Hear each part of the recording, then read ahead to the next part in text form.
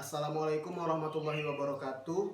Perkenalkan, nama saya Imam Rifki Fauzan Ginting dari kelas AKP 6B. Di sini saya akan membahas bab 16 yang berjudul menyelesaikan pengujian dalam siklus penjualan dan penagihan untuk piutang usaha.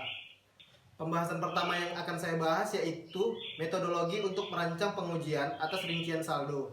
Dalam hal ini, auditor harus memenuhi 8 tujuan audit, yaitu yang pertama, piutang usaha dalam neraca saldo sama dengan jumlah file induk terkait. Yang kedua, piutang usaha yang dicatat ada. Yang ketiga, piutang usaha yang ada telah dicantumkan. Yang keempat, piutang usaha sudah akurat. Yang kelima, piutang usaha telah diklasifikasikan dengan benar. Yang keenam, pisah batas piutang usaha sudah benar. Yang ketujuh, piutang usaha dinyatakan pada nilai realisasi. Dan yang ke-8, klien memiliki hak atas piutang usaha. Pembahasan selanjutnya yaitu metodologi untuk merancang pengujian atas rincian saldo bagi piutang usaha. Terdapat beberapa tahap. Tahap pertama terdiri atas 3 bagian. Yang pertama, mengidentifikasi resiko bisnis klien yang mempengaruhi piutang usaha. Yang kedua, menetapkan materialitas kinerja dan menilai resiko. Terdapat beberapa pertimbangan dan dalam menilai resiko, yaitu yang pertama, auditor memutuskan pertimbangan pendahuluan mengenai materialitas laporan keuangan. Yang kedua, mengalokasikan jumlah pertimbangan pendahuluan ke setiap akun neraca. Yang ketiga, menilai risiko pengendalian untuk siklus penjualan dan penagihan. Dalam hal ini, auditor mempertimbangkan 3 aspek pengendalian internal. Yang pertama, pengendalian yang mencegah atau mendeteksi penggelapan. Yang kedua, pengendalian terhadap pisah batas. Dan yang ketiga, pengendalian yang terkait dengan penyisihan piutang tak tertagih. Tahap kedua, merancang dan melaksanakan pengujian pengendalian dan pengujian substantif atas transaksi. Dalam hal ini, auditor memutuskan ukuran sampel dan mengevaluasi hasil dari pengujian tersebut. Tahap 3 terdiri atas 2 bagian. Yang pertama, merancang dan melaksanakan prosedur analitis. Seperti pada bab sebelumnya, prosedur analitis sering digunakan selama 3 tahap audit, yaitu selama perencanaan, ketiga melaksanakan pengujian yang terinci, dan sebagai bagian dari penyelesaian audit. Yang kedua, merancang dan melaksanakan pengujian atas rincian saldo piutang usaha.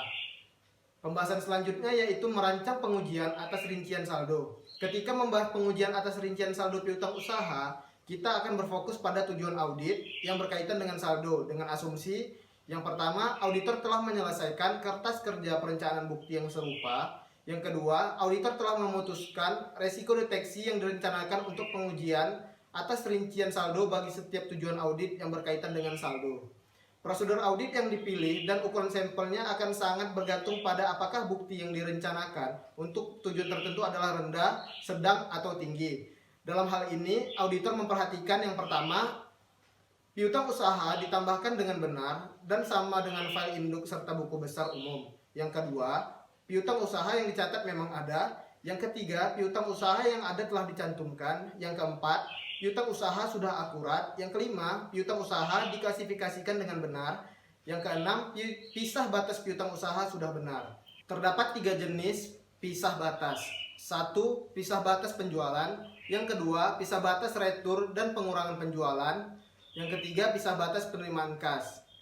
Yang ketujuh, piutang usaha dinyatakan pada nilai realisasi. Yang ke-8, klien memiliki hak atas piutang usaha. Yang ke-9, penyajian dan pengungkapan piutang usaha sudah benar. Pembahasan yang selanjutnya yaitu konfirmasi piutang usaha. Konfirmasi piutang usaha adalah konsep yang terus berulang mengenai pengujian atas rincian saldo piutang usaha dengan tujuan memenuhi eksistensi, keakuratan, serta pisah batas. Standar auditing Amerika Serikat menunjukkan bahwa auditor harus menggunakan konfirmasi eksternal untuk piutang usaha yang material. Konfirmasi mungkin tidak tepat dalam situasi. Yang pertama, auditor mempertimbangkan konfirmasi bukti yang tidak efektif karena tingkat responnya kemungkinan tidak akan memadai atau tidak dapat diandalkan. Yang kedua, gabungkan tingkat resiko inherent dan resiko pengendalian adalah rendah dan bukti substantif lainnya dapat diakumulasikan untuk menyediakan bukti yang mencukupi. Pembahasan selanjutnya yaitu jenis-jenis konfirmasi. Yang pertama, konfirmasi positif adalah komunikasi dengan debitor untuk mengonfirmasi secara langsung apakah saldo yang dinyatakan benar atau salah. Di sini terdapat 2 jenis konfirmasi positif. Yang pertama, formulir konfirmasi yang kosong adalah jenis konfirmasi positif yang tidak menyatakan jumlah pada konfirmasi tetapi meminta penerimanya untuk mengisi saldo atau melengkapi suatu informasi. Yang kedua yaitu konfirmasi faktur. Adalah jenis konfirmasi positif lainnya di mana setiap faktur akan dikonfirmasi. Yang selanjutnya yaitu konfirmasi negatif. Adalah komunikasi dengan debitor, tetapi hanya akan meminta respon jika debitor tidak setuju dengan jumlah yang dinyatakan. Standar auditing menyatakan bahwa penggunaan konfirmasi negatif hanya dapat diterima jika terdapat seluruh situasi seperti yang pertama, auditor telah menilai risiko salah saji yang material yang rendah, memperoleh bukti yang tepat dan mencukupi tentang efektivitas perencanaan, serta pengoperasian pengendalian yang relevan. Selanjutnya, populasi item yang terkena prosedur konfirmasi negatif terdiri dari jumlah besar saldo akun, transaksi, atau pos-pos lainnya yang bernilai kecil dan homogen. Yang selanjutnya yaitu auditor memperkirakan tingkat pengecualian yang rendah. Yang terakhir, auditor yakin bahwa penerimaan permintaan konfirmasi negatif akan memberikan pertimbangan yang masuk akal. Hal lain yang diperhatikan auditor terkait konfirmasi negatif adalah yang pertama penetapan waktu, yang kedua keputusan sampling, yang ketiga verifikasi alamat dan penyelenggaraan pengendalian, yang keempat menindaklanjuti non-response, yang kelima analisis perbedaan, dan yang keenam menarik kesimpulan. Pembahasan selanjutnya yaitu mengembangkan program audit bagi pengujian yang terinci terdapat beberapa sumber, yaitu yang pertama materialitas kinerja, yang kedua resiko audit yang dapat diterima, yang ketiga resiko inherent, yang keempat resiko pengendalian, yang kelima hasil pengujian substantif, yang keenam prosedur analitis, dan yang terakhir resiko deteksi yang direncanakan dan bukti audit yang direncanakan. Demikian pembahasan yang telah saya sajikan. Apabila ada kekurangan, mohon dimaafkan. Assalamualaikum warahmatullahi wabarakatuh.